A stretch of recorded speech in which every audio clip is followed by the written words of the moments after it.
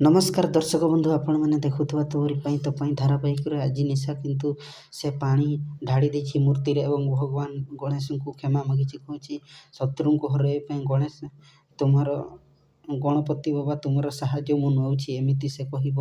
ଏବଂ ସେପଟେ ସେମାନେ ସେ ମୂର୍ତ୍ତିକୁ ଦେଖି ପୂଜାରୀ କହିବ, ଆମ ଏ ଅଗସ୍ତି ପରିବାରରେ ବହୁତ ଅନିଷ୍ଟ ହେବାକୁ ଯାଉଛି, କାରଣ ଏ ମୂର୍ତ୍ତି ଏମିତିକା ମୂର୍ତ୍ତି ମୁଁ କେବେ ଜୀବନରେ ଦେଖି ନାହିଁ।